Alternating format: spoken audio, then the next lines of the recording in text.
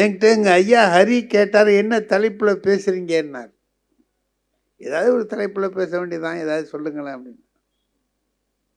பேசுறது தான் முக்கியமே தவிர தலைப்பாக முக்கியம். எந்த தலைப்பில் வேணாலும் பேசலாம். கோயம்புத்தூரில் நண்பர் ஒருத்தர் இருக்கிறாரு, மரபின் மைந்தன் முத்தையான்னு அவருக்கு பேர். அவர் ஒரு கவிஞர், தெரியுமா? நல்ல தெரியும். அவர் ஒரு தடவை அங்கே பேசுறதுக்கு கூப்பிட்டாரு. சரின்னு முடிஞ்சு போச்சு. என்ன தலைப்பில் பேசுறதுன்னு அவர் சொல்லவே இல்லை. அறுபாட்டுக்கு இருந்துட்டாரு. அப்புறம் அந்த விழா நடக்கிறதுக்கு 2-3 நாளைக்கு முன்னாடி அவர்கிட்ட கேட்குறேன், என்னங்க என்ன தலைப்பில் நான் பேசுறது அப்படின்னு கேட்டேன். தலைப்பை நீங்கள் கோயம்புத்தூருக்கு வந்து கூட்டம் முடிஞ்சு சாப்பிட போகிற போது பேசிக்கலாம்னார். எதை? தலைப்பை. இப்போ நான் தலைப்பே கொடுக்குறேன்னு தான் வச்சுக்கோங்க, நீங்கள் அதையா பேச போகிறீங்க? அவர் சொல்கிறார், அதே கொடுக்கறதாகவே வச்சுக்கோங்க, நீங்கள் அதையா பேச போகிறீங்க? ஓ, உங்கள் இஷ்டத்துக்கு பேசுங்க. நான் சொன்னேன், யாருக்கு தெரியும்னு சொன்னேன். என்ன பேசுறதுங்கிறது யாருக்கு தெரியும்? ஏன்னா யாருக்கு தெரியுங்கிறத கேள்வியாகவும் சொல்லலாம், பதிலாகவும் சொல்லலாம். நாளைக்கு என்ன நடக்குங்கிறது யாருக்குப்பா தெரியும்? யாருக்கு தெரியும்? யாருக்கு தெரியும்னு கேட்டோம் கேள்வி, பதில் என்ன? யாருக்கு தெரியும்? ஒரு பையன் இதை எழுதினான் அருமையா. 3ஆம் உலகப் போர் நடந்தால் உலகம் என்ன ஆகும்னா, உலகம் எப்படி இருக்கும்னு கேள்வி கேட்டிருந்தான். 3ஆம் உலகப் போர் நடந்தால் உலகம் எப்படி இருக்கும்னு கேட்டான்.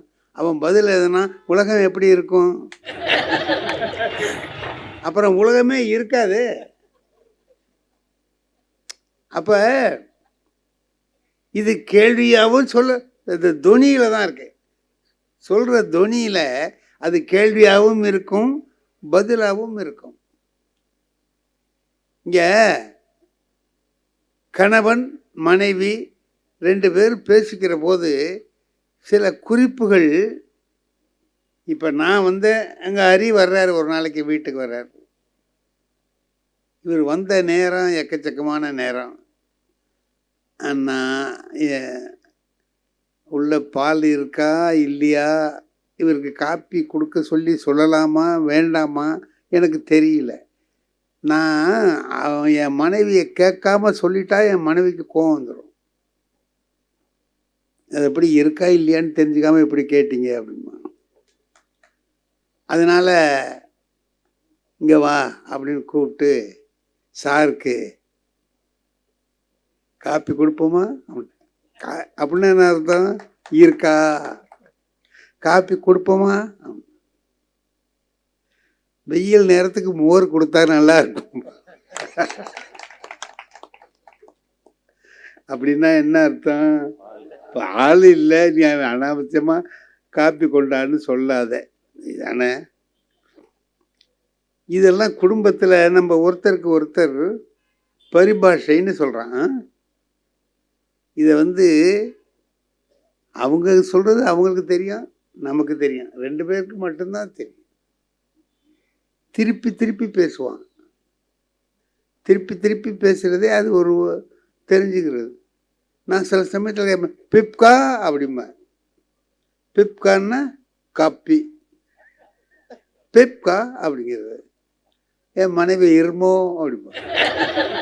அதை சொல்லாத, மோர் தரேன்னு சொல்லு. இப்போ ஒருத்தருக்கு ஒருத்தர் இந்த பாஷை பேசிக்கிறதுனால என்ன இருக்குன்னா, நமக்குள்ள மற்றவங்களுக்கு தெரியாமல் நம்மளா பேசிக்கிறோம். யாருக்கு தெரியும்? இதெல்லாம் யாருக்கு? இப்போ கணவன் மனைவிக்குள்ளே என்ன இருக்கணும்னு கேட்டிங்கன்னா, ஒரு ஒத்துழைப்பு இருக்கணும். ஒருத்தர் ஒருத்தர் புரிஞ்சுக்கிட்டு இருக்கணும். எனக்கு கல்யாணம் ஆன போது முதல் இரவுங்க, முதல் இரவு அதை பற்றி ஒருத்தனும் வெளியில் சொல்ல மாட்டான். நான் கொஞ்சம் வெக்கம் இல்லாமல் தான் சொல்கிறேன்னு வச்சுங்க. சொல்கிறேன், அன்றைக்கே முதல் இரவு எங்களுக்கு வச்சாச்சு. என் நண்பர்கள்லாம் என்ன பண்ணுறான்னா எல்லோரும் சேர்ந்துக்கிட்டு கேலி பண்ணுறான். என்கிட்ட அந்த என்னென்னமோ சொல்கிறானோ. அதில் சில பேர் யோசனையெல்லாம் சொல்கிறாங்க.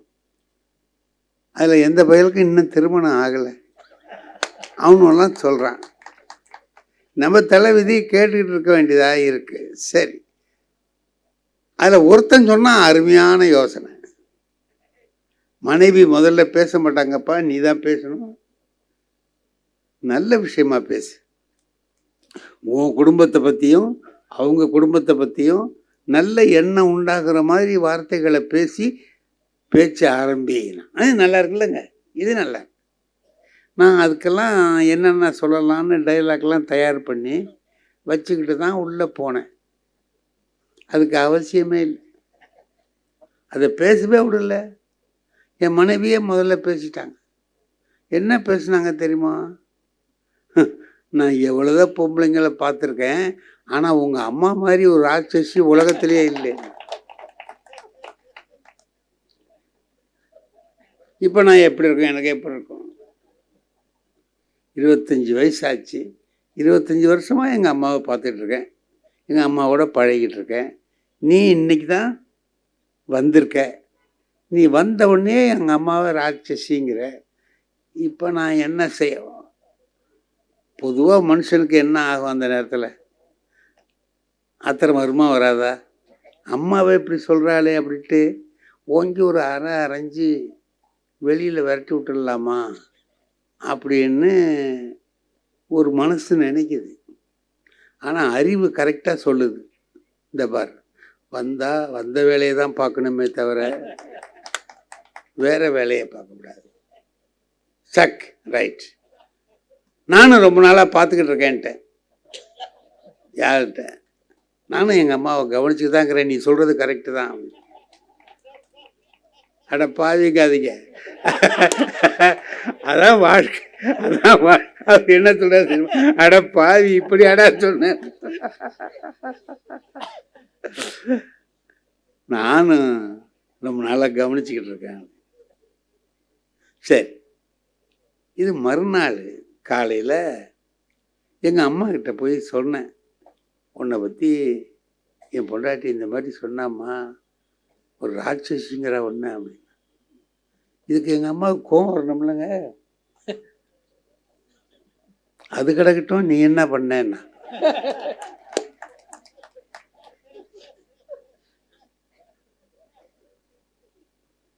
நான் அனுசரித்து போயிட்டேம்மான்னு. அதான்டா வாழ்க்கை.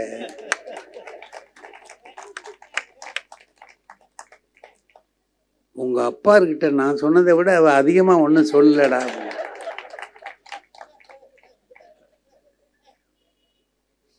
இப்போ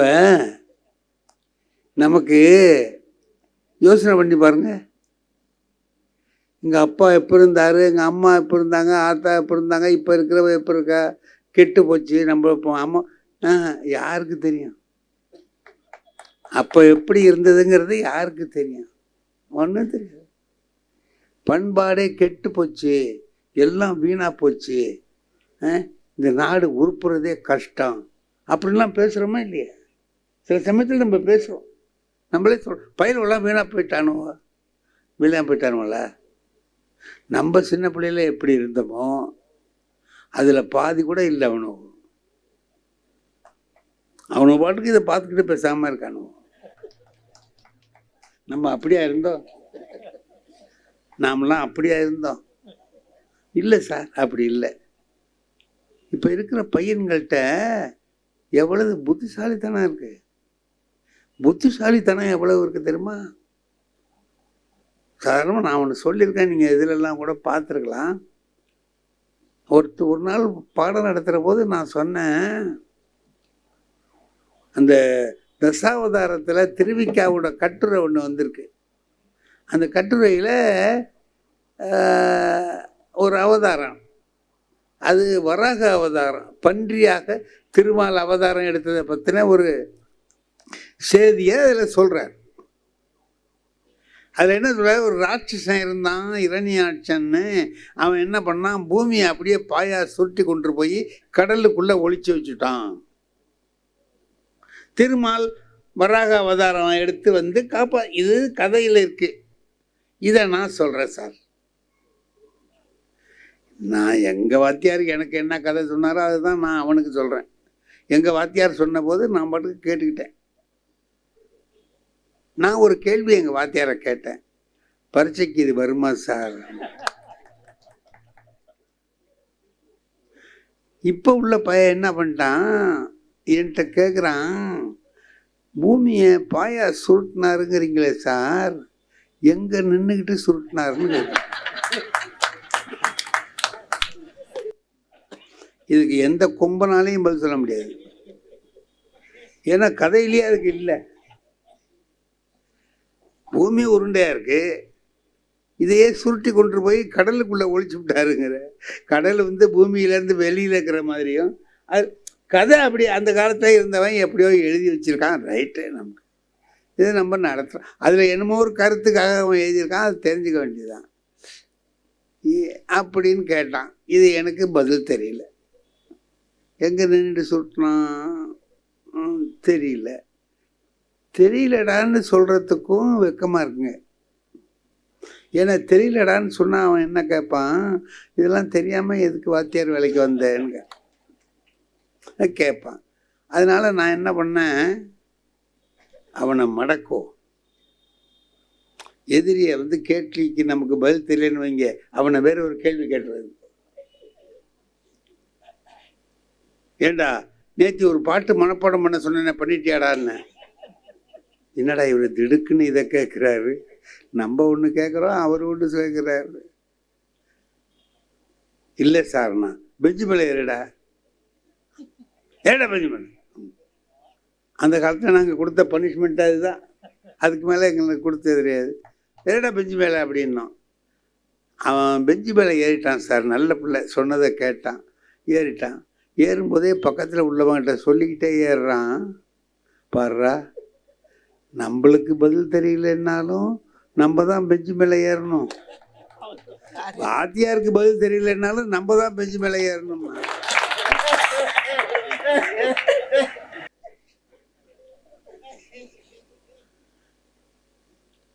அப்ப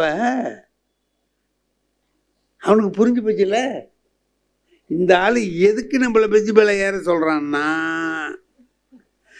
பாட்டு மனப்பாடம் பண்ணாததுக்காக அல்ல, அவருக்கு பதில் தெரியாத கேள்வியை நம்ம கேட்டுவிட்டோங்கிறதுக்காக இந்த ஆளை ஏற சொல்றான். இப்போ இந்த மாணவன் கெட்டு போயிட்டான்னு சொல்றதா, நல்லா இருக்கிறான்னு சொல்றதா, அறிவாளியா இருக்கான்னு சொல்றதா, செல் பார்க்கறதுனாலே அவன் வீணா போயிட்டான்னு சொல்றதா, செல்லிலிருந்து எடுக்க வேண்டிய நல்ல விஷயங்களை 1000 எடுக்கிறானே, வாத்தியாருக்கு தெரியாத விஷயத்தெல்லாம் அவன் சொல்றான் சார் இன்னைக்கு. அப்போ என்ன பண்றது, அதுக்கு என்ன பண்றது நாம? அவன் அதனால அறிவை வளர்த்துக்கிறான்னு சொல்றதா, செல்லு பார்த்து வீணாவே போயிட்டான்னு சொல்லி சொல்றதா, என்ன சொல்றது? ஒண்ணுதானே சார். செல்லுங்கிறது ஒரு கருவி, அது நம்மளை உண்டாக்கவும் உண்டாக்காது, அழிக்கவும் அழிக்காது, ஒன்றும் செய்யாது. அதை வச்சு நாம என்ன பண்றோங்கிறத பொறுத்து தான் இருக்கு விஷயம். அதுக்குள்ளற நல்லதும் இருக்கு, கெட்டதும் இருக்கு. எதை நாம எடுத்துக்கிறோம், நம்ம வீட்டில் இருக்கிற கத்தி நல்லதுங்கிறீங்களா கெட்டதுங்கிறீங்களா? காய்கறி அறிஞ்சா நல்லதுதான், கழுத்த அறுத்தா கெடுதல் தான். கத்தியா கழுத்த அறுத்தது? அதனால செல்லு மேல ஒன்றும் தப்பு இல்லைங்க. இந்த பிள்ளைகளுக்கு நல்ல வழியை நாம காட்டிட்டோம்னா, தம்பி இதை பார், திருக்குறள்ல நான் சொல்லி கொடுத்தது கொஞ்சம்டா, நீ அதுக்குள்ள திருக்குறள்னு எடுத்து வச்சு பாரு, இந்த நெட்டில் இன்னும் 1000 விஷயங்களை அதை பற்றி சொல்லுவாங்க அப்படின்னு சொல்லி எந்த சந்தேகம் இருந்தாலும் அதை நீ எடுத்தினா வரும், அதை நீ பார்த்து தெரிஞ்சுக்கலாம்னு கல்விக்காக அதை பயன்படுத்துடா அப்படிங்கிறதுக்கு அவனை நம்ம பழக்கப்படுத்திக்கிட்டே இருந்தோம்னு வைங்க, அதிலே போடுவான். தப்பான வழிக்கு போக மாட்டான். அந்த சூதாட்டத்தில் போயிட்டான், அதில் போயிட்டான், வீணா போயிட்டான். நம்ம எல்லாம் எவ்வளவோ செய்திகள் படிக்கிறோம். அந்த பக்கமே திரும்பாம நல்லதையே காட்டுவோம். நாம செய்ய வேண்டிய வேலைகளை சரியா செய்யாம அந்த பிள்ளைகளையே குறை சொல்றதுல என்ன லாபம் இருக்கு? இதுக்கெல்லாம் யார் காரணம் அப்படின்னா, அதுதான் நான் நினைச்சேன். அப்போ யாருக்கு தெரியும்னு சொல்ற போது இதுக்கெல்லாம் யார் காரணம்? யாருக்கு தெரியும்? யாருக்கு தெரியும்? நான் உங்களை காரணங்கிறேன், நீங்க என்ன காரணங்கிறீங்க. நம்ம 2 பேரும் ஒருத்தரை குறை சொல்லிக்கிட்டே இருக்கிறோம். புரிஞ்சுக்கிறது தான் சார் முக்கியம். இதை வைத்துக்கொண்டு என்ன செய்யலாம்ங்கிறத புரிஞ்சுக்கும். இன்னமும் எனக்கு இதை முழுக்க பயன்படுத்த தெரியல. என் பேத்தி செய்றா. என் பேத்தி ஏன் இப்படி பண்ற, நீ இந்த மாதிரி செய்யலாம்லங்கிறா. தெரியலப்பா, எனக்கு அது தெரியல, இங்க கொண்டா. இப்போ நான் அதில் பின்தங்கியிருக்கேன், அவள் அதில் நல்ல தெரிஞ்சு வச்சிருக்கிறான், முற்போக்காக இருக்கிறான். நம்ம என்ன பண்ணுறதுங்க?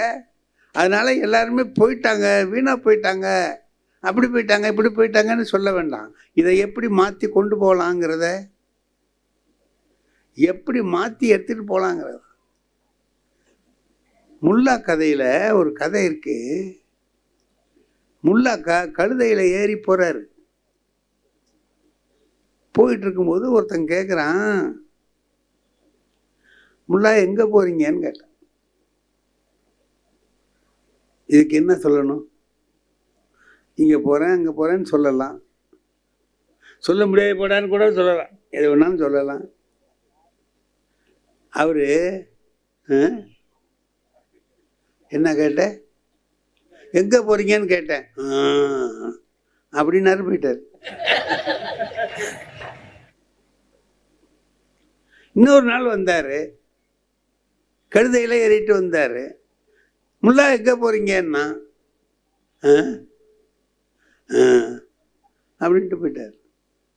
அவனுக்கு கோபம் வந்துட்டு. முல்லாவுக்கு திமிரு ஜாஸ்தியாக போயிட்டுப்பா, பணம் சேர்ந்து வச்சு போல இருக்கு, கேட்குற கேள்விக்கு கூட பதில் சொல்ல மாட்டேங்கிறான் ஐயா, அவ்வளவு பெரிய ஆளாக போட்டான் அப்படின்ட்டு ஒரு நாள் நடந்து வர்றாரு. ஓய் முல்லா அண்ணா, என்ன திமிரு ஜாஸ்தியாக வச்சா, கேட்ட கேள்விக்கு பதில் சொல்ல மாட்டேங்கிற. எப்போ கேட்டீங்க? நேற்று கழுதையில் வரும்போது கழுதையில் வரும்போது கேட்டீங்களா? என் கழுதையை பற்றி உங்களுக்கு தெரியாதுன்னு. ஏன் உன் கழுதை என்னான்னா, அது நான் சொல்கிறத கேட்காதுப்பா. கடத்தூருக்கு போகும்பேன், அது பஸ் ஸ்டாண்டுக்கு போகும். நான் வருத்தப்பட மாட்டேன், பஸ் ஸ்டாண்டில் உள்ள வேலையை பார்த்துக்குவேன். பஸ் ஸ்டாண்டுக்கு போகணுன்னு சொல்லுவேன், அது ரயில்வே ஸ்டேஷனுக்கு போகும். கவலையே பட மாட்டேன். ரயில்வே ஸ்டேஷனில் என்ன வேலை, ரிசர்வேஷன், அந்த இந்த வேலை இருக்கிறத பார்த்துக்கிட்டு வருவேன். நான் அப்படி வச்சு பொழுதை ஓட்டிகிட்டு இருக்கேன்டா. நீ என்னை எங்கே போகிறேன்னா நான் எதை நம்பி சொல்கிறேன்? அது எங்கே போகுதோ நம்ம என்ன கேட்டோம். அதுக்கு அவன் கேட்டான், சொன்ன பேச்சு கேட்காத கழுதையே ஏன் வச்சிருக்கேன்னு.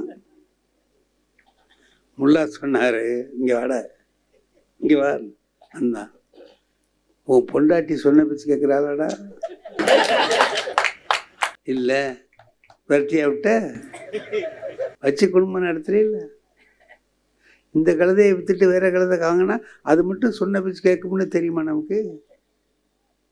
அது கீழே தள்ளுற கழுதையாக இருந்தா, ஏய் வந்ததை வச்சு வாழ கற்றுக்கணும்டா, வராததை நினச்சி ஏங்கிட்டு இருக்கக்கூடாதுடா.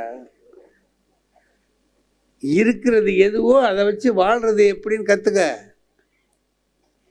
இல்லாததை நினைச்சு ஏங்கிட்டு இருக்காத அப்படின்னு ஒரு கருத்துரை சொல்றார். அது அது விளையாட்டா தெரியுது நமக்கு, அதுக்குள்ள எவ்வளவு விஷயம் இருக்கு. நமக்கு கிடைச்சிருக்கிறத வச்சு போற்றி வாழ தெரிஞ்சுக்கிட்டு இந்த வாழ்க்கையை சிறப்பா வாழலாம், சிறப்பா வாழலாம். நான் என் மனைவியை பற்றி சொன்னேன் பாருங்க, அந்த மனைவியோட நான் எவ்வளவு காலம் வாழ்ந்திருக்கிறேன். எங்க அம்மாவோட சேர்ந்து என் மனைவியோட சேர்ந்து வாழ்ந்திருக்கிறேன். அதுக்கு பிறகு அந்த மனைவியும் அந்த அம்மாவும் அவ்வளவு உயிருக்கு உயிரா ரெண்டு பேரும் பழகுற மாதிரி மாறிட்டாங்கல்ல. எப்படி மாறினாங்க? எங்க அம்மா நடந்துகிட்ட முறையும் அப்படி, மனைவி நடந்துகிட்ட முறையும் அப்படி. ஒருத்தரை ஒருத்தர் புரிஞ்சுக்கிட்டு நடந்துக்கிற போது குடும்பத்துல சங்கடமே இருக்காதே, ஒரு தொல்லையும் இல்லையே, நல்லா வாழலாமே. என்ன காரணம்? ஒரு முறை அறிஞர் அண்ணா அவர்கள் ஒரு திருமணத்தில் பேசுகிற போது மணமக்கள் எப்படி இருக்கணுங்கிறதுக்கு ஒரு சின்ன கதை சொன்னார், ஒரு நிகழ்ச்சியை சொன்னார். நல்லா இருந்துச்சு. ஒரு கணவன் வர்றான், மனைவிகிட்ட சொல்றான், நாளைக்கு லீவு தான், வரியா கல்லணை போய் பார்த்துட்டு வருவோன்னு சொன்னான். கல்லணைக்கு போய் சுற்றி பார்த்துட்டு வரலாம், போவோமான்னா. போவோங்க, ஏதாவது சாப்பிட்றதுக்கு செஞ்சு எடுத்துட்டு வாயேன். என்ன செய்கிற? புளிச்சோறு செய்யட்டுமா? செய்ய, நல்லா இருக்குமா? நீ தான் நல்லா செய்விய, செய். செஞ்சு எடுத்துக்கிட்டு மறுநாள் கல்லணை பார்க்கறதுக்கு போயாச்சு. கல்லணையெல்லாம் சுற்றி பார்த்துட்டு வந்து சாப்பிட உட்காடுறாங்க. மனைவி என்ன பண்ணுறா, ஒரு சின்ன தட்டில் புளிச்சோரை வச்சு, வடகம் வறுத்து வச்சிருந்த எல்லாத்தையும் எடுத்து வச்சு, துவையல் வச்சு சாப்பிட கொடுத்தா. அவன் சொன்னான், இதுதான் வீட்டில் செய்கிறோமே, இதுதான் வீட்டில் செய், இதே மாதிரி தான் நீ தட்டில் வைப்ப, வீட்டில் கொடுப்ப, எனக்கு சிம்ப, இதுக்கு எதுக்கு கல்லணைக்கு வரணும்னா? என்னடா இது, கல்லணைக்கு வந்ததுக்கும் இதுக்கு என்ன சம்பந்தம்? இப்போ என்னங்க, நீங்கள் சொன்னபடி தானே நான் புளிதோரை கொண்டு வந்திருக்கிறேன், நீங்கள் கேட்டபடி கொடுத்துருக்குறேன், சாப்பிடாம என்னவோ வம்பு வளர்க்குறீங்களே. என்னன்னு வம்பு வளர்க்குற மாதிரி இருக்க உனக்கு? இந்த மாதிரி தட்டில் வச்சு நான் பாட்டுக்கு நான் திங்க, நீ கொண்டு வந்து வைக்க, இது வீட்டில் நடக்குது. இங்கே வந்ததுக்கு என்ன அடையாளம்? எடுத்து ஊட்டி விடாயா அப்படின்னா, எதானா அப்படின்ட்டு எடுத்து வாயில் ஊட்டி விட்டா. வாங்கிட்டு சொல்கிறான், ஆமாம் நீ புளி சோறு கொண்டு வரேன்ல சொன்னேன். ஆமாம், புளிசோறு தானே கொண்டு வந்திருக்கேன். எங்கே புளிசோறு கொண்டு வந்திருக்கேன்? புளிசோறு கொண்டாடுறேன்னு சொல்லிவிட்டு சக்கரை பொங்கல் கொண்டாந்துருக்கேன். இல்லைங்க, புளிசோறு தாங்க. என்ன புளிசோறு, இங்கே வாங்கி அப்படின்னு இவன் ஒரு வாய் எடுத்து அவளுக்கு ஊட்டி விடுறான். என்ன ஒரு வாய் ஊட்டி விட்டுட்டு சொல்லு புளிசோறா? புளிசோறு தானங்களே. என்ன இப்படியா? உன் கைப்பட்ட உடனே அது சக்கரை பொங்கல் அப்படி. வாழ்க்கை இப்படி இருக்க வேண்டும்னு சொன்னார். ஒருவரை ஒருவர் மகிழ்ச்சியோடு வைத்துக் கொள்ளுகிற வாழ்க்கை தான் குடும்ப வாழ்க்கையில சிறந்த வாழ்க்கை. அந்த வாழ்க்கையை வாழ நாம கற்றுக்கொள்ள வேண்டும். சும்மாவாவது ஒரு சின்ன சின்ன விஷயங்களுக்கெல்லாம் குற்றம் பார்த்த, குற்றம் பார்க்கில் சுற்றம் இல்லைன்னா, கண் மலரில் கைப்படாதோ அப்படின்னு கேட்டார். கண்ணில் நம்ம கையை சமயத்தில் பற்றாதா? அதுக்காக கையை வெட்டி எரிஞ்சிட முடியுமா? ஏதோ குறைகள் இருக்கலாம். அந்த குறைகளை பெரிதாக நடக்காமல், பெருசாக எண்ணாமல், அந்த குறையை போற்றி வாழக்கூடிய ஒரு உயர்ந்த குணம் நமக்கு வர வேண்டும் என்பதுதான். வாழ்க்கையில் எவ்வளவோ நாம் பார்த்துருக்குறோம், நல்லது கெட்டது எல்லாத்தையும் பார்த்துருக்கோம், ரெண்டையும் அனுபவிக்கிறோம். புறநானூற்றில் ஒரு அருமையான வரி இருக்கு. இந்த வீட்டில் இறந்து போன இரங்கல் ஒலி கேட்குது, எய்த்த வீட்டில் திருமணத்துக்கு மன ஒலி கேட்குது. கூடி இருக்கிற பெண்கள் மகிழ்ச்சியா இருக்காங்க, கணவனை பிரிந்து வாழ்கிறவர்கள் கஷ்டமா இருக்கிறாங்க. இப்ப ரெண்டும் இப்படி இருக்கு. அது என்ன சொல்றாரு, இன்னாது அம்மா இவ்வுலகம். இந்த உலகம் ரொம்ப கொடுமையானதப்பா. ஒரு பக்கம் இது, ஒரு பக்கம் அது, ரொம்ப கொடுமையான. இன்னாது அம்மா இவ்வுலகம் அப்படின்னு சொல்லிட்டு அடுத்த வரி, இனிய காண்க அதன் இயல்பு உணர்ந்தோரே. இதுக்குள்ளேயும் ஒரு இனிமையை கண்டு வாழ கத்துக்கிறான் பாரு, அவன் மனுஷன். துன்பங்கள் இருக்கும், வாழ்க்கையில துன்பம் இல்லாமல் இருக்காது. எவ்வளவோ துன்பங்கள்லாம் இருக்கும், எல்லாவற்றுக்கும் இடையில நாம வாழ்வதுதான். ஒன்னே ஒண்ணுதான், எதை நாம எப்படி நினைக்கிறோங்கிறது தானுங்களே. ஒரு தடவை ஒரு கோயிலுக்கு போனோம். அந்த கோயில் கல்வெட்டுகள் எல்லாம் படிக்கிறதுக்காக போனோம். அது அந்த அந்த ஊர்ல ஒரு டீ கடை கூட கிடையாது, பசிச்சா ஒன்றும் சாப்பிட முடியாது. இந்த மாதிரி இருக்க இதில் மாட்டிக்கிட்டப்ப என்னடா பண்ணுறதுன்னு நினச்சோம். அப்போ அந்த குருக்கள் அர்ச்சனை பண்ணுற குருக்கள் என்ன பண்ணார், சொன்னார், ஐயா நாளிலேருந்து நீங்கள் வரும்போது எத்தனை நாளைக்கு வருவீங்க? நாங்கள் ஒரு 10 நாளைக்கு வருவோம் இங்கே அப்படின்னு.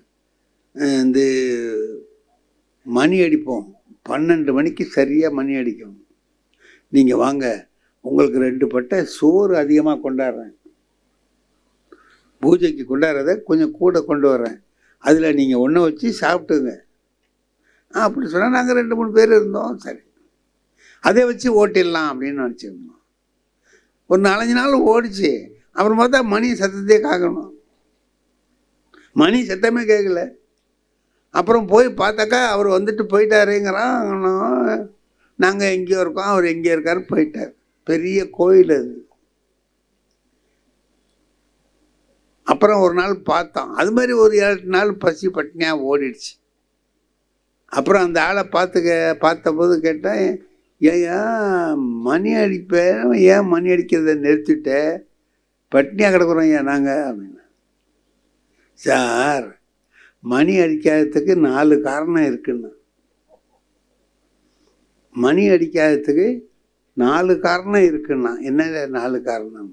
முதல் காரணம், இந்த மணியை மாட்டி தொங்க விடுற கொக்கி இருக்கு பாருங்க, ஆமாம், அது உடஞ்சி வச்சு. அது உடஞ்சி போச்சுன்னா விழுந்திருக்கும், அப்போ மணி அடிக்க முடியாது, அது சரிதான். அப்புறம் இன்னும் 2வது காரணம், இந்த இழுத்து அடிக்கிற கயிறு நஞ்சு போச்சு, அறுந்து போயிட்டு. ஐயய்யா. 3வது, அதை இழுத்து அடிக்கக்கூடிய பையனுக்கு 3 நாளாக கடுமையான ஜுரம். சரி, 3 காரணம் ரைட்டு. 4வது காரணம் என்னையான? 4வது காரணம், ஒரு வாரத்துக்கு முந்தைய அந்த மணி திருட்டு போயிட்டு அப்படின்னா. ஏண்டா, திருட்டு போன மணியில கொக்கி இருந்தா என்ன, இல்லைன்னா என்ன? திருட்டு போன மணியில கயிறு இருந்தா என்ன, இல்லைன்னா என்ன? பயலுக்கு 3 நாளா ஜுரம், அதுக்கும் மணி அடிக்காததுக்கு என்ன சம்பந்தம்? ஒரே காரணம்தான். என்ன காரணம்? மணி திருட்டு போயிட்டு. அதுக்கு சொல்றான் பாருங்க, 4 சேர்த்து வச்சு அந்த ஆளு. அது மாதிரி இப்போ நம்ம 100 காரணம் சொல்கிறோம். குடும்பம் சரியில்லை, அவள் அப்படி பண்ணுறா, இப்படி பண்ணுறா, இப்படி பண்ணுறா, இந்த ஆள் இப்படி பண்ணுறான், அப்படி பண்ணுறான். ஒன்றே ஒன்று தான், ஒத்து போகிற மனம் இல்லை என்பது தான். வேறு எல்லாமே துணை காரணங்கள் தான். முதல் காரணம் எது என்றால், கணவனும் மனைவியும் ஒருவரை ஒருவர் இவர் இப்படிதான் பேசுவார்னு அவளுக்கு தெரியணும், இவ இப்படிதான் பேசுவான்னு தெரியும். தஞ்சாவூரில் பரீட்சை எழுத போன போது ஒரு திண்ணையில் ஒரு ரூமில் தங்கிக்கிட்டு 4-5 நாள் தங்கியிருந்தோம். அந்த வீட்டில் அண்மையில் திருமணமான கணவன் மனைவி வாழ்கிறாங்க. இது நாங்கள் அவங்க பேச்சை கேட்கணும்னு எங்களுக்கு இல்லை, அதுக்கு கேட்காம இருக்க முடியாது. அப்படிதான் சத்தம். நான் ரூமில் இருக்கேன், அங்கே கேட்குது.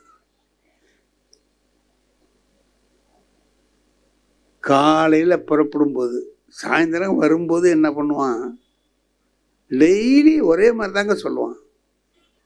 வருவான், அந்த அம்மா காப்பி கொண்டு வந்து கொடுக்கும், சத்தம் கேட்கும், காப்பி ஆத்துற சத்தம் கேட்கும், காப்பி கொடுக்குறது. நீ கேட்டில அந்த புடவை நான் பார்த்தேன்னா,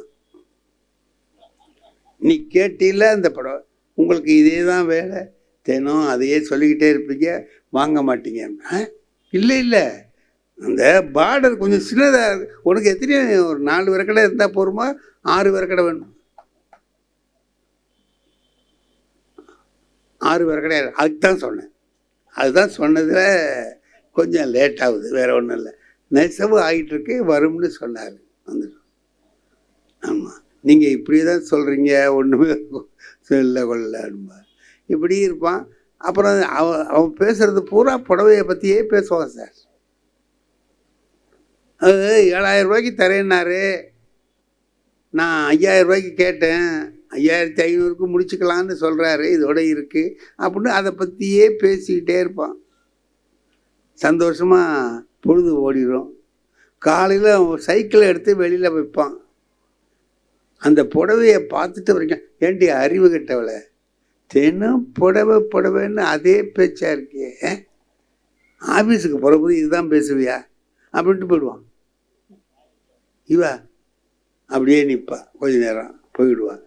சாயந்தரம் வந்து அதே ஆரம்பிப்பான் சார், அதே புடவை தான் சார் சொல்லுவான். அந்த பொண்ணு கேட்டுக்கிட்டு இருப்பான் சார், ஏண்டா உனக்கு இதே வேலையாக இருக்கு, இது ஏன் உளறேன்னு அது கேட்டதே இல்லை சார்.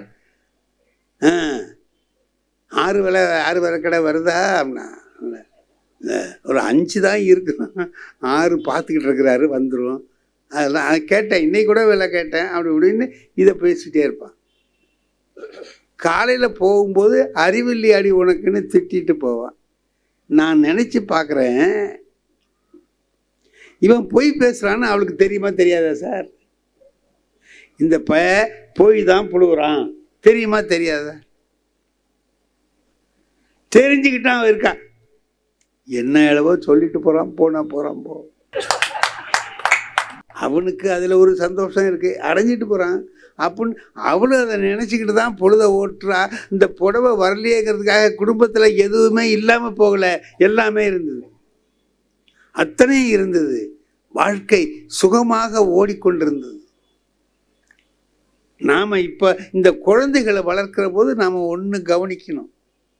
ஒரே விஷயம், நான் முதல்ல வேலைக்கு போன போது ஒரு எலிமெண்ட்ரி ஸ்கூலில் வாத்தியாராக போனேன். அப்போ எவ்வளவு சம்பளம் இருக்கும்னு நினைக்கிறீங்க? கமிஷனர் அம்மாவுக்கு வந்து தெரியும், 30 ரூபாம்மா. ஒரு வருஷத்துக்கு இன்க்ரிமெண்ட் எவ்வளவு தெரியுமா? 1/2 ரூபா. அந்த ஸ்கேல் ஆஃப் பே 30, 1/2, 33. 6 வருஷத்துக்கு இன்க்ரிமெண்ட் கிடைக்கும், அதோட சரியாச்சு. இதுதான் சார். அலவன்ஸு கொஞ்சம் கிடைக்கும், 35 ரூபா கிடைக்கும், 30, 35, 65 ரூபா சம்பளம் மாதத்துக்கு. இது தான் நான் வாங்கி கொண்டே எங்கள் அப்பாட்ட கொடுத்துருவேன். எங்கள் அப்பா ஒரு துணி கடை வச்சுருந்தார். புள்ள வாங்கின சம்பளத்தை அப்படியே கொடுக்குறான்னு அவரும் வாங்கிக்குவார். நான் எனக்கு அப்பப்போ வேண்டிய செலவை கடையில் எடுத்துக்குவேன், அவருக்கு தெரியாமலே எடுத்துக்குவேன். அது அப்படி ஓடிக்கிட்டுருக்கோம். இப்போ 3 வருஷம் இப்படி ஓடிடுச்சு. கையில் கடிகாரம் இல்லை. நான் கேட்டேன், அப்பா ஒரு கடிகாரம் வாங்கி கொடுங்க அப்பான்னு கேட்டேன். அப்போ அந்த கடிகாரம், நான் சொல்கிற கடிகாரத்துக்கு விலை என்ன தெரியுமா? 100 ரூபா. அன்னைக்கு இருந்த ரேட்டை சொல்கிறேன், 100 ரூபா தான். அதுக்கு எங்கள் அப்பா என்ன சொன்னார், எதுக்கு கடிகாரம்னு கேட்டார். இல்லைப்பா, பள்ளிக்கூட்டில் எல்லோரும் கட்டியிருக்காங்க, நம்ம கடிகாரம் கட்டாமல் இருக்கிறது என்னவோ மாதிரி இருக்குது, கடிகாரம் வேணும். எதுக்குடா கடிகாரம்? இந்த பாரு, மணிக்கூண்டில் கடிகாரம் இருக்குது, போகும்போது பார்த்துக்கலாம். உங்கள் பள்ளிக்கூட்டில் கடிகாரம் இருக்குது, அதில் பார்த்துக்கலாம். இல்லை சந்தேகம் எப்போது பார்க்கணுன்னு நினச்சின்னா பக்கத்தில் கடியாரம் கட்டிருக்கிறவன்கிட்ட கேட்டால் டைம் சொல்லுவான், கேட்டுக்கலாம். இதுக்கு எதுக்கு உனக்கு ஒரு கடியாரம் பார், இதுக்கு நான் என்ன பதில் சொல்கிறது? இப்படியே சொல்கிறார் சார், இப்படியே சொல்கிறார். 6 மாதம் இப்படி சொல்லியிருக்காரு. ஒரு நாள் நான் கடையில் நிற்கிறேன், ராத்திரி 7 மணி இருக்கும். அவருடைய நண்பர், உற்ற நண்பர் கோபால் செட்டியார்னு அவர் அவர்கிட்ட உட்காந்து பேசிகிட்டு இருக்கிறார். அவர் கேட்குறாரு, யோ வடிவேலு மாதம் சம்பளம் வாங்கிட்டு வந்து உங்கள்கிட்ட தானே கொடுக்குறான்? ஆமாம் கொடுக்குறான். ஒரு கடிகாரம் தானே கேட்குறான், 6 மாதமாக கெஞ்சிக்கிட்டே இருக்கிறான், நீ வாங்கி கொடுக்க மாட்டேங்கிறையா? ஏயா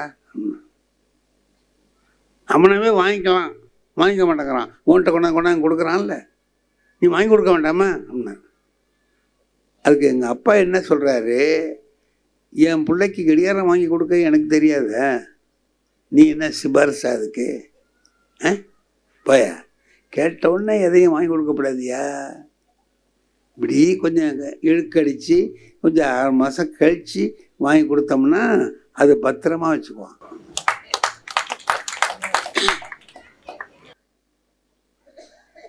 உடனே வாங்கி கொடுத்தா அதோட அருமை தெரியாது. கடிகாரம்லாம் சொல்லி வச்சுருக்கேன் வரும், வெளிநாட்டு கடிகாரம், ஃபேவர் லூபான்னு கடிகாரம் சொல்லி வச்சுருக்கேன், வரும், வாங்கி கொடுப்பேன் அப்படின்னு சொல்கிறாரு. எனக்கு அது இன்னைக்கு வரைக்கும் ஒரு பெரிய பாடமாக இருக்குது. அவர் சொன்ன வார்த்தை, எதையும் கேட்ட உடனே கொடுத்துறாத, கொஞ்சம் அதுக்காக போராடிய பிறகு வாங்கி கொடு, அப்படி கொடுத்தா அந்த பொருளை கவனமாக வச்சிருப்பான். இன்னைக்கு நம்ம பிள்ளைகளுக்கு என்ன பண்ணுறோம், அவன் கேட்கறதுக்கு முன்னாடியே வாங்கிட்டு வந்து கொடுக்குறோம். கேட்கறதுக்கு முன்னாடியே நம்ம வாங்கிட்டு வந்து கொடுக்குறோம். வீட்டுக்கு போயிட்டு கடைக்கு போயிட்டு உள்ள வீட்டுக்கு வந்து திரும்பி பார்த்தா அதை உடைச்சி வச்சுருக்கான். ஏன்? அவ்வளவு எளிதாக கிடைச்சி வச்சு. நான் விளையாடின சாமான்கள் இன்னமும் இருக்கு, 90 வருஷமா இருக்கு. என்ன காரணம்? அவர் ஒன்று வாங்கிறதுக்கு என்னம்மா இல்லைம்மா, 90 வயசு ஆகிறதுக்கு இன்னும் 5-6 மாதம் இருக்குமா.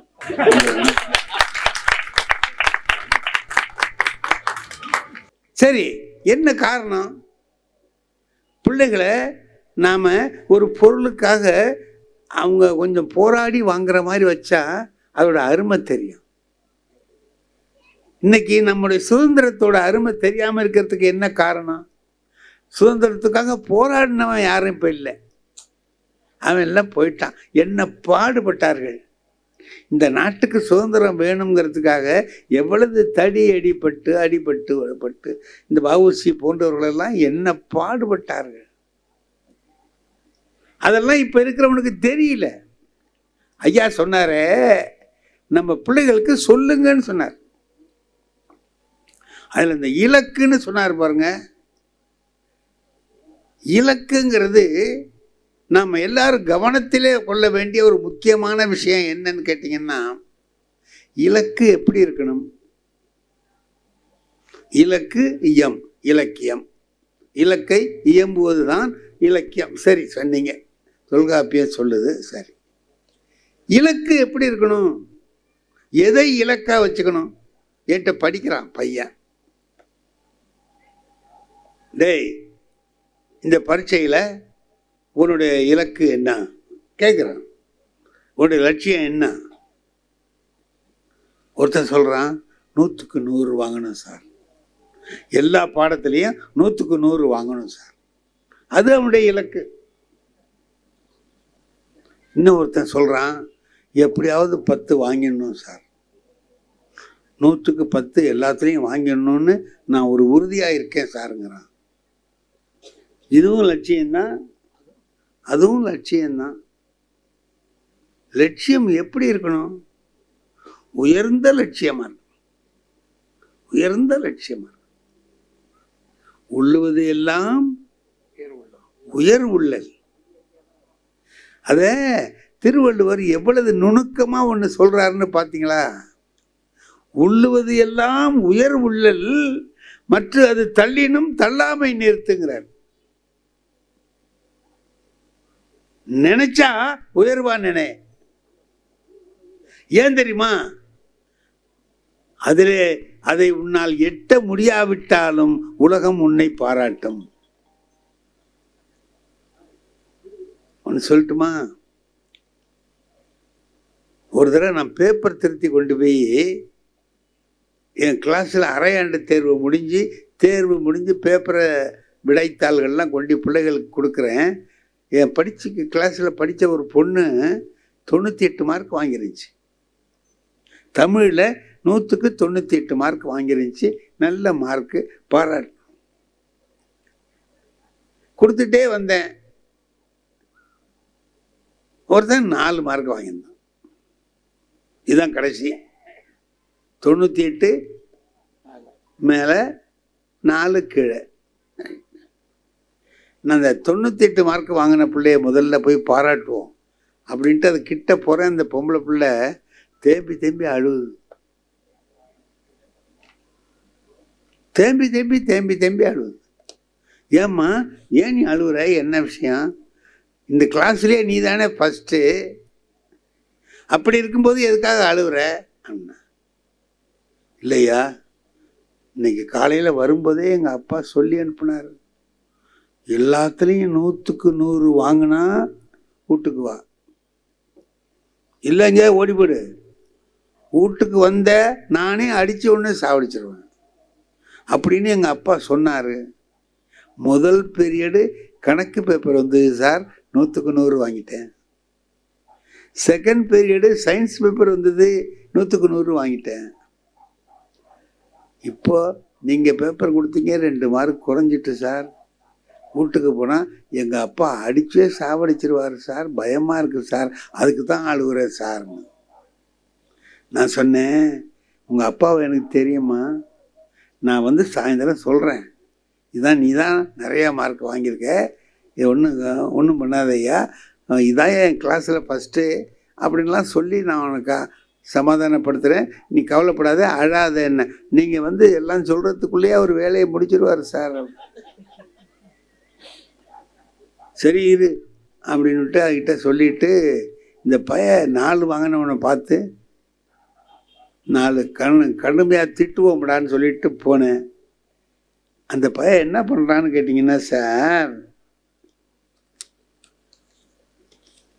இந்த பேப்பரை பக்கத்தில் உள்ளவன்கிட்ட காட்டுறான், எப்படின்னு இவர்கிட்ட காட்டுறான், பின்னால் ஒருத்தன் இங்கே காட்டு, அவன்கிட்ட காட்டுறான்.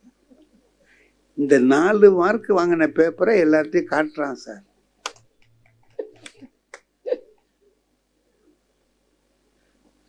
சிரிப்புன்னா தாங்க முடியாத சிரிப்பு. இதை வேறு அங்கேருந்து ஒருத்தன் எவ்வளவுன்னு கேட்குறான், 4ன்னு போட்டு காட்டுறான். எனக்கு 98 வாங்கிக்கிட்டு அந்த பொண்ணு அழுதுகிட்டு இருக்கு, இந்த பையன் 4 வாங்கிட்டு சிரிச்சுக்கிட்டு இருக்கான். இது உருப்பிடுவானா? அறிவு கட்ட நாயே, ஏன்டா இப்படி உட்காந்துருக்க?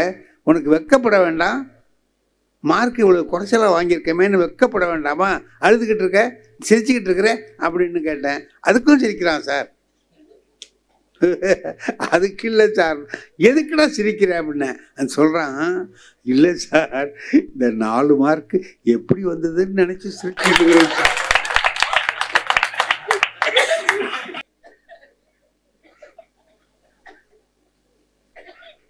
வாங்கி பார்த்தா சார்,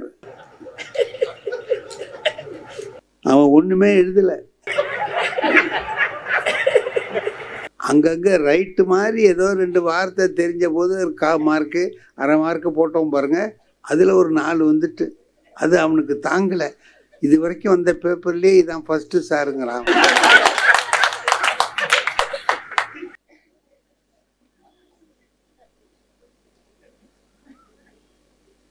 4 வாங்கிட்டு சிரிக்கிறான், 98 வாங்கிட்டு அந்த பொண்ணு அழுவுது. 2 பேருக்கும் இலக்கு என்ன தெரியுமா? 100 தான். அந்த பொண்ணு வச்சது 100 தான், கிடைக்கலையே, தோத்து போச்சே. ஏன் என்ன தோத்து போச்சுன்னு அதை சொல்லலாமான்னு கேட்குறாரு. அந்த பொண்ணு 100க்கு 100 வாங்குவேன்னு சொன்னிச்சு, தோத்து போயிட்டு தோத்துட்டுதுன்னு சொல்லலாமா அப்படின்னு திருவள்ளுவர் கேட்குறார். இல்லைன்னார். இல்லைன்னார். அதுக்கு ஒரு உதாரணம் சொல்றாருங்க. காண முயல் எய்த அம்பினில் யானை பிழைத்த வேல் ஏந்தல் இனிது அப்படின்னு ஒரு திருக்குறள். அதுல என்ன சொல்றாரு, வேட்டைக்கு போயிட்டு வர்றான், 2 பேர் வர்றான், திருவள்ளுவர்கிட்ட வந்து கேட்குறான். திருவள்ளுவரே நான் வேட்டையாட போனோம் நாங்கள் 2 பேரும், என்ன பண்ணீங்க, உனக்கு என்ன? இதோ பாருங்க, இந்த முயலை வேட்டையாடினேன், இந்த அம்பால இந்த முயலை கொன்றேன், முயல் வயிற்றிலேருந்து ரத்தம் ஊற்றுது, காதை பிடிச்சி தூக்கிட்டு வர்றேன். பரவாயில்ல, நீ வெற்றி அடைஞ்சிருக்கிற, சரி, நீ என்ன செய்தி, ஒன்றுத்தையும் காணுமே உன்ட்ட அப்படின்னார். திருவள்ளுவரே,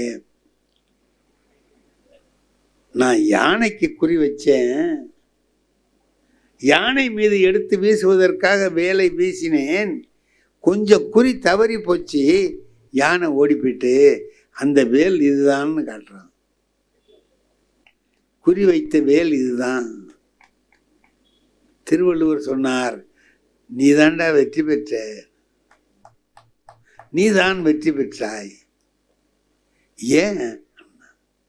இந்த முயல் இருக்குல்ல, இப்படி ஓடும்போது கையாலேயே பிடிச்சிடலாம்டா, இதுக்கு ஒரு அம்பும் வேண்டியதில்லை, வேட்டையாடவும் போக வேண்டியதில்லை.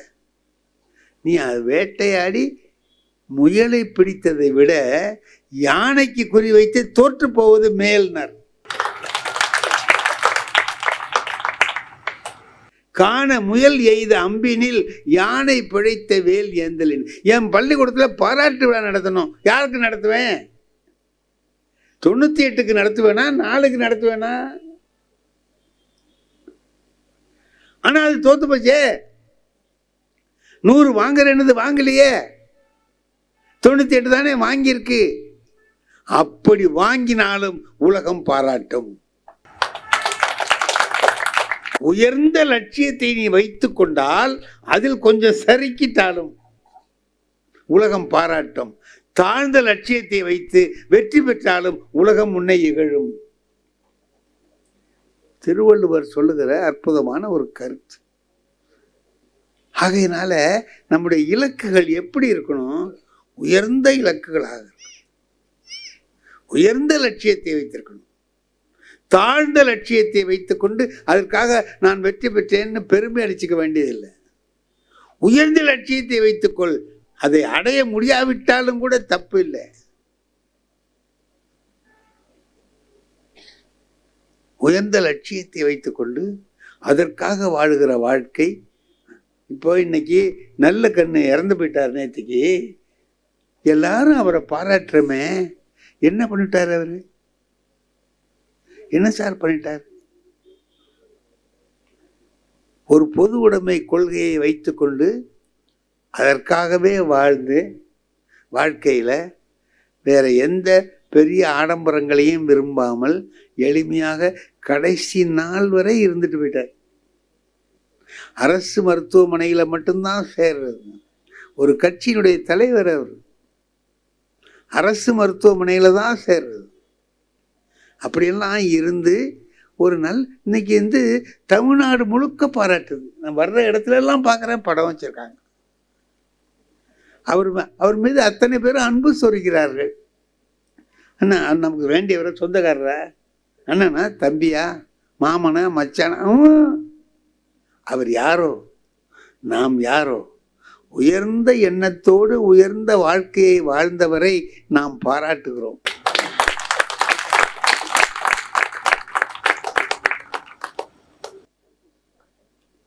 தாழ்ந்த எண்ணத்தோடு இருந்து அவன் எவ்வளவு பெரிய பணக்காரனாக இருந்தாலும் அவனை உலகம் பாராட்டாது. இந்த நாட்டில் எவ்வளவோ பணக்காரவங்க இருந்திருக்காங்க. அது ஏன் காந்தியை மட்டும் பாராட்டுறோம்? என்ன காந்தி என்ன பெரிய பணக்காரரா? ஒண்ணுமே இல்லை. உயர்ந்த நோக்கத்துக்காக தன்னை மறந்து பாடுபட்டார். ஆக உலகத்திலேயே உயர்ந்த லட்சியத்துக்காக வாழ்ந்து உயிரை கொடுத்தவர்கள் அத்தனை பேரையும் உலகம் பாராட்டும். நாம யாராவது இந்த உலகம் இன்னைக்கு நல்லா இருக்குன்னா, புறநானூற்றில் ஒரு பாட்டு, உண்டால் அம்மா இவ்வுலகம், இந்த உலகம் இருக்குதுரா, இந்நேரம் அழிஞ்சிருக்கணும், ஏன் அழியாம இருக்கு?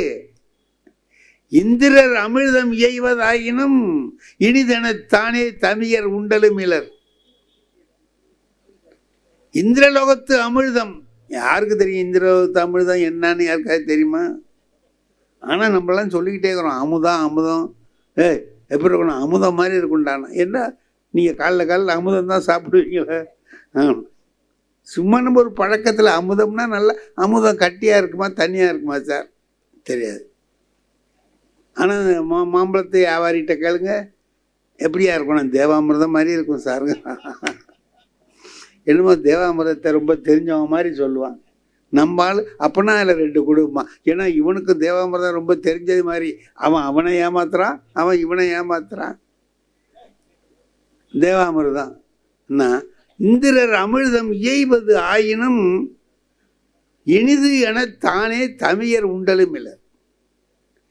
அது இனிமையானதுன்னு தானே சாப்பிட மாட்டான், எல்லாருக்கும் பகிர்ந்து கொடுத்து சாப்பிடுவான். அப்படிப்பட்டவன் 2 பேர் இந்த உலகத்தில் இருக்காண்டா, அதனால இந்த உலகம் இருக்குன்னு சொல்றான். இப்படி ஒரு உயர்ந்த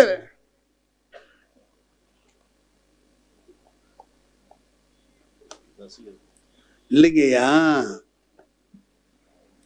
பேசிட்டு இருக்கும்போது சீட்டு வந்தா அதுக்கு என்ன அர்த்தம் தெரியுமா உங்களுக்கு? நீ பேசி கழிச்சது போறோம், நிறுத்தியான்.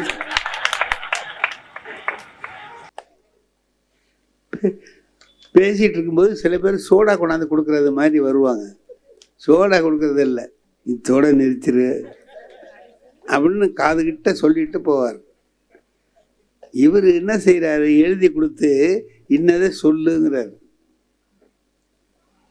திருக்குறளை பற்றி நான் நிறையா சொல்கிறேன், இல்லை திருக்குறள் வகுப்பு எப்படி நடத்தினேங்கிறத சொல்லுங்கிறார். பேச்சை முடிச்சிடாத, இதை சொல்லி முடியுங்கிறார். சொல்லிடுறேன். அவர் தான் என்னை கூப்பிட்டாரு, அனுப்பி வைக்க வேண்டியவர் அவர் தான். அதனால நல்ல விதமாக அனுப்பணும்னா அவர் கேட்டதை நாம் சொல்லணும்.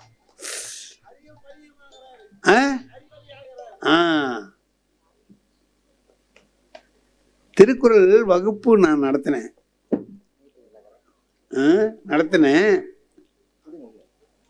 அதுக்கு எத்தனை பேர் சேர்ந்தாங்க தெரியுமா? 49 பேர் சேர்ந்தாங்க. இது நீங்கள் எல்லாரும் படிச்சிருப்பீங்க, இதில் கேட்டிருப்பீங்க, இருந்தாலும் சொல்கிறேன். 49 பேர் சேர்ந்தாங்க. நான் எல்லார்ட்டையும் சொன்னேன், ஒரு 40 பக்கம் நோட்டில் பேரெல்லாம் எழுதி அட்டெண்டன்ஸ் மார்க் பண்ணி ஒவ்வொரு வாரமும் நீங்கள் வரணும், ஞாயிற்றுக்கிழமை. எல்லாம் அவங்கள கேட்டேன், அவங்க தான் சொன்னாங்க ஞாயிற்றுக்கிழமையில் வச்சுக்கலாம் சார், காலையில் 10 மணிலேருந்து 12 மணி வரைக்கும் வச்சுக்கலாம். அவங்க ஏன் சொன்னாங்கங்கிறது எனக்கு அப்புறம் தான் தெரிஞ்சது. இவன் ஞாயிற்றுக்கிழமையில் தான் வெளியூர் போகிறான், இவனை போகாமல் தடுக்க வைக்கிறதுனா இதுதான் வழின்னு நினச்சி செஞ்சுருப்பாங்கங்கிறது எனக்கு அப்புறம் பரவாயில்ல, அதனால் ஒன்றும் இல்லை. சரி சரி, நான் சொன்னேன் எப்போ திருக்குறள் கேட்க ஆசைப்பட்றாங்களோ அப்போ நம்ம அதை ஒத்துக்க வேண்டியதான்னு சொல்லிட்டு வர்றையா நடத்துகிறோம்ட்டு ஒரு கோயிலில் பிரகாரத்தில் அவங்ககிட்ட இடம் கேட்டு வாங்கி எல்லாம் நடத்தும். முதல் நாள் போனேன், 49 பேர் வந்திருந்தாங்க. கடவுள் வாழ்த்து அதிகாரம் நடத்தியாச்சு. மறு வாரம் போகிறேன். நான் அவங்ககிட்ட சொன்னேன், வராமல் இருக்கக்கூடாதுப்பா, ஒவ்வொரு வாரமும் தொடர்ந்து வரணும். நான் வெளியூருக்கெல்லாம் போகாமல் உங்களுக்காக இந்த ஞாயிற்றுக்கிழமை அன்னைக்கு இங்கேயே இருக்கிறதுன்னு நான் முடிவு பண்ணி வந்துக்கிட்டு இருக்கிறேன், அது மாதிரி நீங்களும் இருக்கணும் அப்படிலாம் சொல்லி எல்லாம் செஞ்சேன். இப்போது மறு வாரம் போய் வான் சிறப்பு அதிகாரம் நடத்தலாம்ட்டு போகிறேன். 13 பேர் தான் உட்காந்துருக்கான். நான் கேட்டேன், எங்கப்பா பாக்கி பேர் 36 பேரை காணுமே எங்கன்னு. வந்தவனுக்கு நடத்துங்க சாருங்க, வந்தவனுக்கு நடத்துங்க சார். இல்லைப்பா அவங்கெல்லாம் அவனுக்கு ஏதோ ஒரு வேலையை பண்ணி. உங்களுக்கு வந்தவன் முக்கியமா வராதவன் முக்கியமா? வந்தவனுக்கு நடத்துங்க, வராதவனை பற்றியே பேசிகிட்டு இருக்கீங்க. நடத்துங்க சார். எங்கடா போனாங்க அந்த 36 பேர்? நான் தான் அன்னைக்கு சொன்னேன்ல, வராமல் இருக்கப்படாதுன்னு சொன்னேன்ல. சொன்னீங்க சார். அவங்களுக்கு ஒரு முக்கியமான வேலை போயிட்டாங்க. அப்போ எனக்கு வருத்தமாக இருந்துச்சு. அவங்களுக்கு ஒரு வேலையாக போயிட்டாங்கன்னா என்ன அர்த்தம்? திருக்குறள் படிக்கிறது ஒரு வேலையாகவே அவன் நினைக்கல. இப்போ 13 பேர் ஏன் வந்திருக்கான்னா வேற வேலை இல்லாததுனால வந்திருக்கிறான். என்ன எப்படி வச்சிருக்கானுன்னா வேலை இல்லாதவங்களுக்கு ஒரு தலைவன் மாதிரி வச்சிருக்கான். நான் சொன்னேன், சரிப்பா நீங்கள் வந்துட்டீங்க, இந்த வாரம் நடத்திடுறேன்,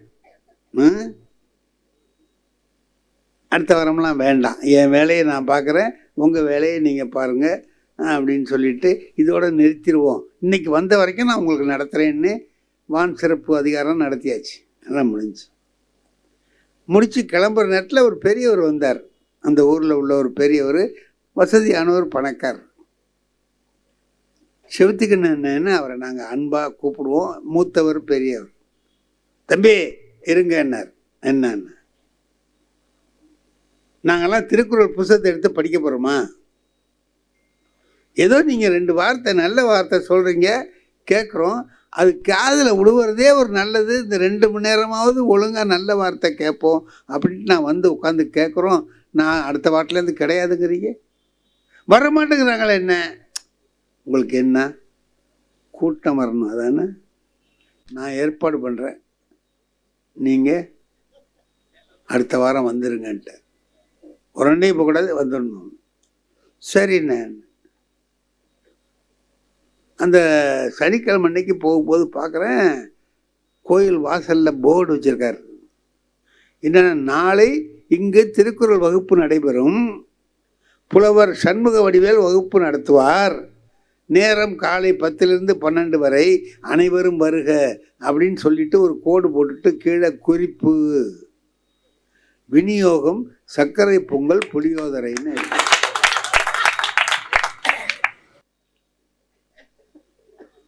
சே, இதான் கூட்டத்தை சேர்க்குறேன்னு சொன்னாரா? சரி ரைட்டு அப்படின்ட்டு எப்படியோ வரட்டும் போ அப்படின்ட்டு போயிட்டேன். மறுநாள் ஞாயிற்றுக்கிழமை அன்னைக்கு காலையில் 10 மணிக்கு போகிறேன் கோயிலுக்கு, நடத்தலாம்னுட்டு போகிறேன். உள்ளே போனால் உள்ளே போக முடியல,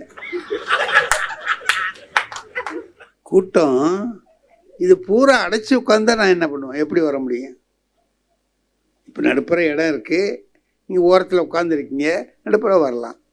இது பூராவும் அடைச்சி கீழே உட்காந்துருக்கான் சார். அதில் 100 பேர் உட்காரலாம் சார், 150 பேர் உட்காந்துருக்கான். நல்லா நெருக்கி ஒருத்தர் தொடையில் ஒருத்தர் தொடை வச்சுக்கிட்டு ஃபுல்லாக உட்காந்துட்டேன். எல்லாம் திருக்குறள் கேட்கறதுக்கு ஒரு ஆர்வமா?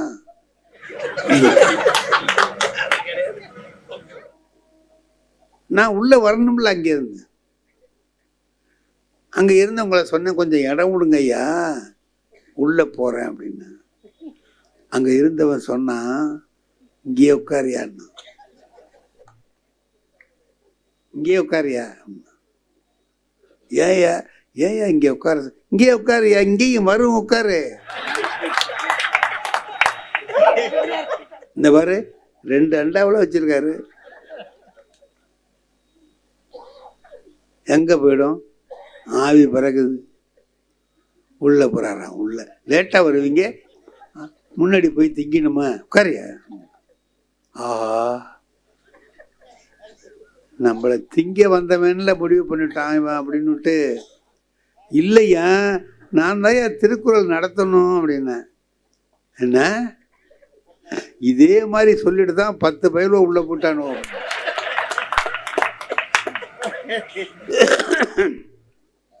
நான் பார்த்தேன். இனி உள்ள விட மாட்டான். நான் கூட்டம் வரணும்னு நினச்சோம். நம்மளே உள்ள விடாத அளவுக்கு இருக்கணும்னா நம்ம என்ன பண்ணுறது? நின்றுட்டு இப்படியே நிற்கிறேன். இங்கே நிற்கிறார் செவத்துக்கு, என்ன இங்கே நிற்கிறார். இங்கேன்னு சொன்னார், தம்பி வரல என்ன அங்கேயே நிற்கிறீங்க? என்ன அண்ணே விட மாட்டேங்கிறாங்க அண்ணே. தம்பி இடம் விடுப்பா, சார் தாண்டா திருக்குறள் நடத்தணும் விடுங்கடா அப்படின்னாரு. அப்போ அங்கே உட்காந்த ஆள் சொல்கிறான், நீங்கள் தான் நடத்தணுமா சார்? முதலே சொல்லக்கூடாது அப்படின்னா. யோ நான் சொன்னதுக்கு நீ அதெல்லாம் பேசிட்டு இருக்காங்க போங்கன்ட்டான். சரின்ட்டு வந்தால் ஒருத்தன் தலை மேலெல்லாம் காலை வச்சு மெதுவாக நடந்து வர்றேன். இடையில ஒரு ஆள் கேட்குறான், நீங்கள் தான் திருக்குறள் நடத்த போகிறீங்களா சார்னா? ஆமாம், கொஞ்சம் விறுவிறுன்னு நடத்துங்க சார். நான் நினச்சேன் திருக்குறளை விறுவிறுன்னு கேட்கணும்னு ஆசைப்படுறான் போல இருக்கு. சீக்கிரம் சீக்கிரம் கேட்கணும்னு ஆசைப்படுறான், நடத்துவோமே அப்படின்னு நினச்சிக்கிட்டு நான் நடத்துகிறேன்ப்பா அப்படின்ட்டு வந்தேன். வந்து உட்காந்து ஆரம்பித்து 3 திருக்குறள் நடத்தினேன். எதுக்க ஒரு ஆளு கிட்ட உட்காந்தவன் எழுந்திச்சான். ஐயா ஒரு சந்தேகம் இல்லைன்னா. பொதுவாக பாடம் நடத்துகிற போது யாராவது சந்தேகம் கேட்டாங்கன்னா நமக்கு ரொம்ப மகிழ்ச்சியாக இருக்கும். ஏன் கவனிச்சிருக்கான் அதனால தானே சந்தேகம் கேட்குறான் அப்படின்னு நமக்கு சந்தோஷமாக இருக்கும். என்னப்பா சந்தேகம் கேளுன்னு. இல்லை இன்னும் எத்தனை திருக்குறள் இருக்குன்னு கேட்டான். என்னத்தை புஸ்தகத்தில் எத்தனை இருக்குன்னு கேட்குறியா, என்ன கேட்குற அப்படின்னா. இல்லை இல்லை அதில் எவ்வளவு தான் நம்மளுக்கு என்ன, இன்னைக்கு நீங்கள் என்ன எவ்வளவு நடத்துவீங்க அப்படின்னு கேட்டேன். அதான்ப்பா 3 நடத்திருக்கேன், இன்னும் 7 சரி கிழிஞ்சது போ அப்படின்ட்டு. ஏய்யா என்னய்யா அப்படின்னு. இல்லை நீங்கள் 3 அரை மணி நேரம் நடத்திருக்கீங்க, இன்னும் 7னா எவ்வளோ நேரம் நடத்துவீங்க அப்படிங்கிறது தான். எனக்கு கோவம் வந்துட்டு. திருக்குறளை பற்றி தெரியுமா உனக்கு? திருக்குறள் உலகம் திருக்குறளை எப்படி பாராட்டுதுன்னு தெரியுமாடா? ரஷ்யாவில் கிரெம்ளின் மாளிகையில் டங்ஸ்டன் உலகத்திலேயே அறை கட்டி அதில் இங்கிலீஷ் திருக்குறள் இங்கிலீஷ் பதிப்பு அங்கே வச்சு காப்பாற்றுறான்டா. உலகம் அழிஞ்சாலும் அது அழியப்படாதுன்னு. அவ்வளவு சிறந்த திருக்குறளை நீ 3 இருக்கா 7 இருக்கான்னு கேட்குற அப்படின்னு கொஞ்சம் கோபமாக்குது. அவன் பார்த்தான், என்ன சார் கோபமாக பேசுகிறீங்க? பிள்ளை என்ன இந்த இரு சார், நான் என்ன கேட்டேன் இப்போ இவ்வளோ கோபம்? உங்களை திருக்குறள் நடத்தப்படாதுன்னு சொன்னேன்னா 10 என்ன சார் 20 வேணாலும் நடத்துங்க கேட்போம். ஆனால் ஒன்று வச்சுங்க, ஆறி போனால் நல்லா இருக்காது.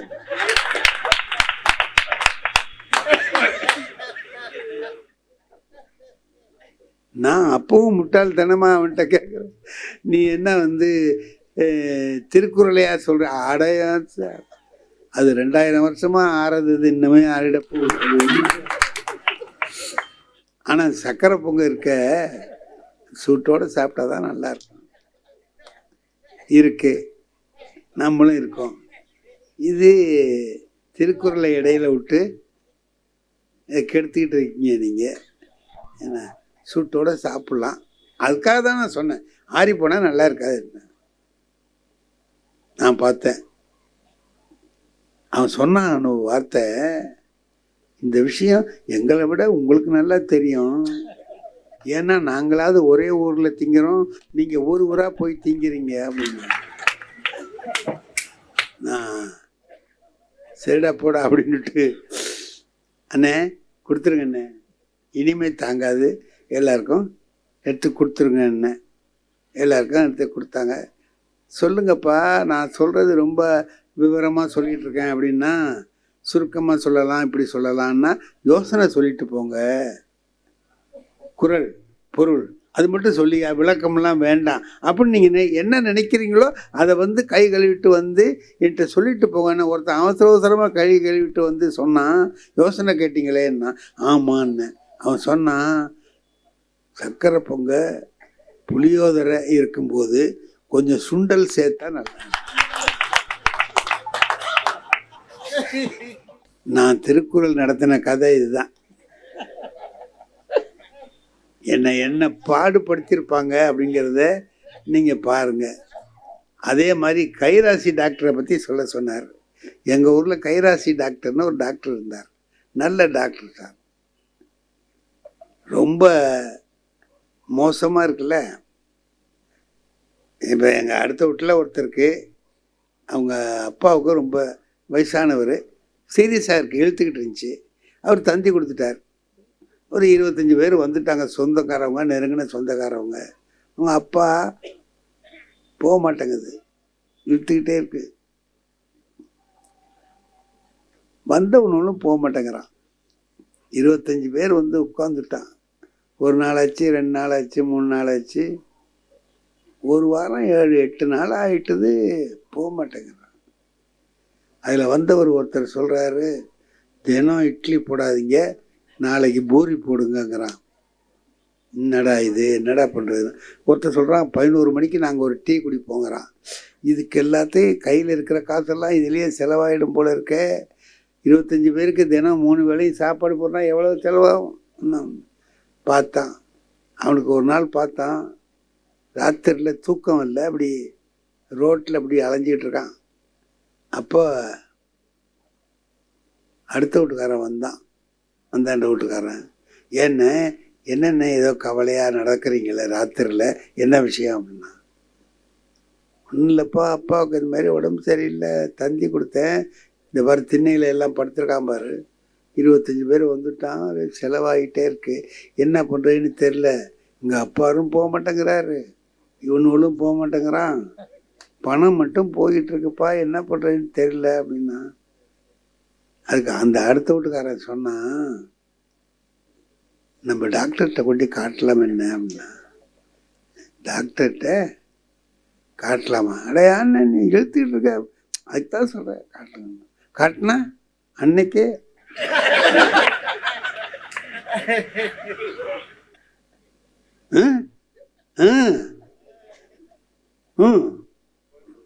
மறுநாள் நீங்கள் கொண்டு போங்க, ஒரு 100 ரூபா செலவாகுமா, கொண்டு. அவர் அதை மறுநாள் 100 ரூபா செலவானாலும் பரவாயில்ல, ஸ்ட்ரெச்சரில் வச்சு கொண்டு போய் டாக்டர்கிட்ட காமிச்சா, டாக்டர் சொல்கிறாரு, என்னையா 7 நாளாக இழுத்துக்கிட்டே இருக்கு, போக மாட்டேங்குது, நிறையெல்லாம் விருந்தாளிலாம் வந்துட்டாங்க, ரொம்ப செலவாகுது சார். எங்கள் அடுத்த வீட்டுக்காரர் சொன்னார், உங்கள்கிட்ட காமிச்சா ஒரு ஏற்பாடு பண்ணுவீங்கன்னு சொன்னார், அதோடு தான் நாங்கள் வந்தோம் அப்படின்னா. அறிவில்லை உங்களுக்கெல்லாம்? ஏன் சார், இத்தனை நாளாக எடுத்துகிட்டு இருக்குல்ல, அன்னைக்கே கொண்டு வர வேண்டியதானே? கொண்டு வந்தா கையை கொடு. அப்பா கையை எடுத்து கொடுத்தான், அப்படி வச்சார் சார். நாடி பார்ப்பாங்க பாருங்க, அதை மாதிரி அப்படி வச்சார், தூக்கிட்டு போன்ட்டாரு, முடிஞ்சு போச்சு. அந்த கம்பவுண்டர் சொல்கிறாரு, எங்கள் டாக்டரு வர்ற கேஸ் எதையுமே அழைச்சிக்கிட்டு போன்னு சொன்னது கிடையாது, எல்லாத்தையும் தூக்கிட்டு போன்னு தான் சொல்லுவார். இதுக்கு தான் அவருக்கு கைராசி டாக்டர்னு பேர். என்ன அதோட அவர் ஒரு தடவை சென்னைக்கு வந்துட்டு வர்றாரு போலக்கு. நான் அந்த ட்ரெயினில் நானும் போயிருக்கேன். நான் இறங்கி திருவாரூரில் வீட்டுக்கு போகிறதுக்காக போகிறேன், விடிய காலம் 4 மணி. இவர் வந்தவர் பின்னால் வர்றவர், புலவரே என்னார், ஆஹா டாக்டர் சவுண்டு மாரி இருக்கடான்னு திரும்பி பார்க்குறேன், இவர் தான். இதில் அந்த வண்டியில் தான் வந்தீங்களா, நான் பார்க்கலையே உங்களை. நல்ல வேலை பார்க்கல இருங்க, நான் முந்தி போகிறேன், நீங்கள் வாங்க சார் அப்படின்னு. இல்லை இருங்க. நம்ம என்ன எனக்கு பயம்னா, பேசிகிட்டு இருக்கும்போது கை பட்டுவிட்டதுன்னு, எதுக்குடா இது வம்பு அப்படின்னு சொல்லிட்டு போயிடுவோன்னு பார்த்தேன். அது என்ன பண்ணா, இந்த வர்றேன், எப்படி போவீங்க வீட்டுக்குண்ணா? நான் ஆட்டோ கிட்ட பிடிச்சிட்டு போயிடுவேன் சார், நீங்கள் விடுங்க சார். ஆட்டோவா? நம்ம கார் வந்திருக்கோம், நான் உங்களை அழைச்சி கொண்டு வீட்டில் விட்டுட்டு போகிறேன், வாங்க இங்கே. சரின்ட்டு போகிறேன். டிரைவரை பின்னால் உட்கார சொல்லிவிட்டு அவர் ஓட்ட ஆரம்பித்தார். என்னை பக்கத்தில் உட்காரது எனக்கு பயமாக இருக்குது. நம்ம என்ன அது உட்காரோம்னு ஒரு கை, இப்போ ஹரி இருக்கிறாரு, இவர் தான் டிரைவர்னு வைங்க, கை பட்டுட்டுன்னு வைங்க. இது ஏன்டா இது, ஊருக்கு போயிட்டு ஒரு நல்ல விதமாக வீட்டுக்கு போய் சேர வேண்டாமா அப்படின்னு நினச்சிக்கிட்டு நான் இப்படி எட்டி இப்படியே உட்காந்துட்டேன். போயிட்டே இருக்கிற போது எதுக்கு டெட் பாடி ஒன்று தூக்கிட்டு வரான் சார். அதை பார்த்துட்டாரு சார். அவர் வண்டியை ஓரமாக நிறுத்திட்டு கேட்குறாரு, ஏன் சார் நான் தான் ஊர்ல இல்லையே, இது எப்படி நடந்துச்சு அப்படிங்க. சார் ஏதோ சார் வேற யாரும் இந்த வேலையை பார்த்துட்டாம இருக்க விடுங்க, என்னை முதல்ல கொண்டு வீட்டில் விடுங்க சார் அப்படின்னு வீட்டுக்கு போய் சேரத்துக்குள்ள அந்த பாடுபட்டு அந்த மாதிரி டாக்டர் அவர். அதனால போகிறோம் சார். நல்லா சார் அவர் 2 தான் ஹரி சாருக்கு இந்த 2 கேட்டால் போகிறோம்னு இன்னைக்கு வச்சு பேச்சு வச்சதனுடைய நோக்கமே அவருக்கு இலக்கை அடைந்து விட்டார்.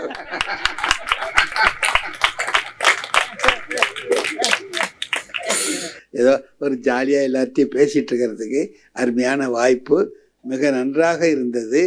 அதனால் எல்லாத்துக்கும் என்னையா பிரச்சனை, யாருக்கு தெரியும் அப்படின்னு கேட்டாக்கா நம்ம ஒரே பதில் சொல்லணும், யாருக்கு தெரியும், தெரியாது என்று சொல்லலாம்.